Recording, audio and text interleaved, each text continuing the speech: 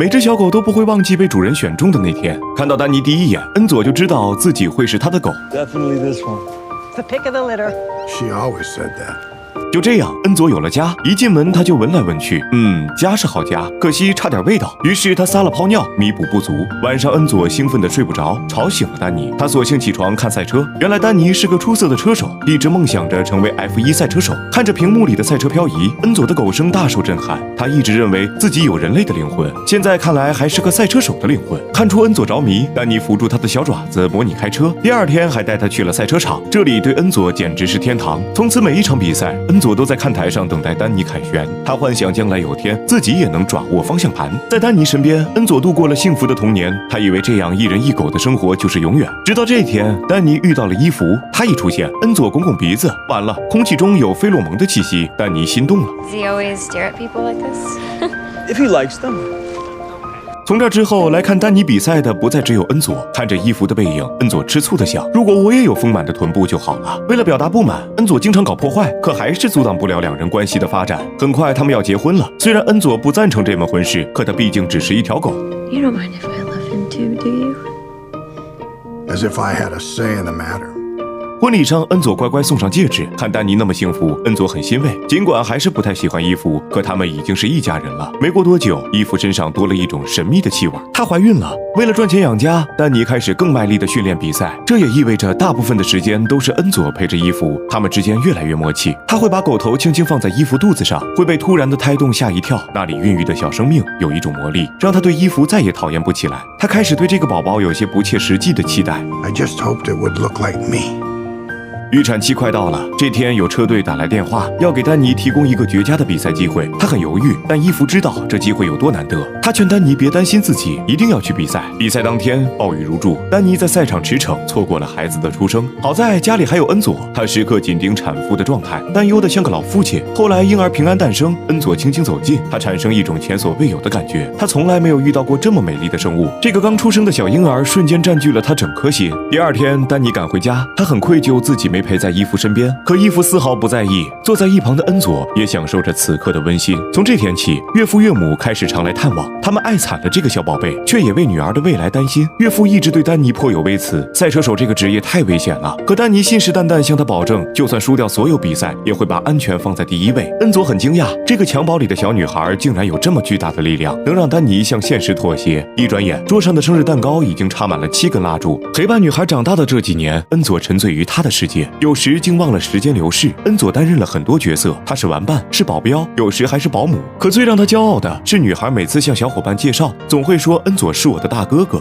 丹尼依然在追求他的赛车梦，每当他外出，恩佐就守护着一家人。可不久后，他闻到伊芙身上的味道很奇怪，像腐烂的朽木。恩佐很想提醒他，可伊芙听不懂他的话。直到这天，恩佐和他去森林里散步，没走几步，他突然倒地，不省人事。恩佐急坏了，他只能大声狂吠，向路人求救。救护车带走了伊芙，恩佐很难受。他从没有像现在这样懊恼自己是一只狗，懊恼自己不能陪他去医院。为了照顾住院的妻子，丹尼白天只能把恩佐拴在朋友的修车厂。恩佐经常焦虑的兜圈，他很想冲进医院去看他。可没过多久，恩佐就知道伊芙病情一定严重了，因为丹尼退出了车队，为了更好的照顾妻女，在修车厂找了份工作。这段时间很难熬，恩佐每天看着丹尼笨拙地给女儿扎辫子，晚上哄女儿睡觉后，也总是一个人默默坐着。恩佐能感受到他情绪低落，每到这时，他总会叼出狗绳陪丹尼出去跑步散心。恩佐已经记不清时间过去多久了，久到丹尼扎辫子的手法都变得熟练。他终于等到伊芙出院了，可他一下车，恩佐愣住了。原来那个金发女孩现在头上只剩一个粉色帽子。伊芙剩下的日子不多了，尽管每个人都强装欢笑，可恩佐还是能感受到悲伤的气息。晚上他们躺在床上，恩佐也静静守在一旁。他们明明在表达爱意，听起来却像是告别。恩佐突然觉得做人好难，要经历和爱人的离别。他和丹尼一样，害怕失去伊芙。每个晚上，他都坐在床边，一守就是一夜。 The demon was coming for Eve, but he would have to get through me first. 伊芙离开的那晚，恩佐守在一旁，听到他最后一口呼吸散去，恩佐知道他的灵魂得到了解脱。第二天，全家人都去了葬礼，伊芙睡过的床铺空了，恩佐很失落。他叼起地下的粉色帽子，嗅着伊芙的气息，想象着她还在身边。痛失挚爱，丹尼崩溃了。恩佐整天寸步不离，可这时岳父突然出现，他还是不看好女婿，想把孙女要过来抚养。丹尼当然不同意。争执间，岳父不小心撞断了肋骨，他拿这事儿做把柄起诉丹尼袭击，准备争夺抚养权。恩佐很心痛，他没想到他们刚失去伊芙，又要失去女孩。于是下一次去岳父家陪女孩时，他故意吃了辣椒，然后在地毯上窜稀，气得老头脸都绿了，便拿他没办法。谁叫他是一只蠢狗呢？终审日快到了，丹尼满脑子都是抚养权。这天遛狗时，一个不注意，恩佐被车撞了，全身内脏出血。医生告诉丹尼，这种老狗受了这种伤，通常都撑不下去。在丹尼的悉心照料下，恩佐虽然活了下来，却失去了以往的活力。在药物的作用下，他整天浑浑沌沌。而此时，律师再次劝丹尼放弃抚养权，只有这样才能摆脱罪名。一连串的打击让丹尼心力交瘁，他动摇了，在文件上签了字。就在这时，一直不太清醒的恩佐却跳下沙发抢走文件，把他撕个粉碎。丹尼瞬间明白了恩佐的苦心，他决定坚持到底。审判这天，丹尼面色沉重地走出了门。恩佐不知道他将面对什么，直到女孩再次回家，他的心终于雀跃起来。丹尼胜诉了，女孩又回到了他们的生活。丹尼的赛车事业也有了转机，法拉利车队点名要他，一切似乎都在变好。可恩佐却没法再去看丹尼比赛，他太老了。这些天他已经没力气起身，丹尼把他放在腿上，温暖的手抚慰了身体的疼痛。恍惚间，他想起之前看过的纪录片，在蒙古一只狗即将死去时，只要他做好准备，就能转世为人。他又想起伊芙说的话 I'm not afraid of it anymore. Because I know it's not the end.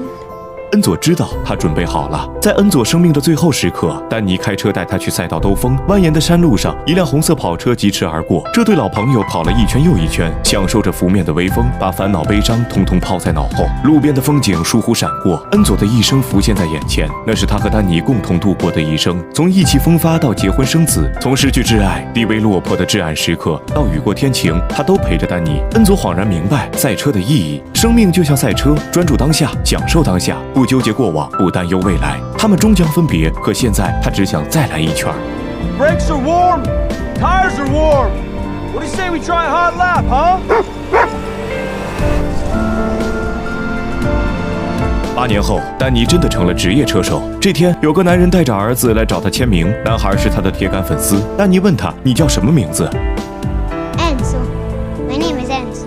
看到相似的棕色眼眸、金色头发，丹尼愣住了。刹那间，时光好像在倒流。阳光下，他走进一家农场，在一群小奶狗中，一眼看到恩佐。后来，这个毛茸茸的脑袋总会在他疲惫痛苦的时候凑过来。或许这就是很多人养狗的初衷。人生中风雨不断，狗子能做的不多，可它数十年如一日的陪伴，会让你不再孤单。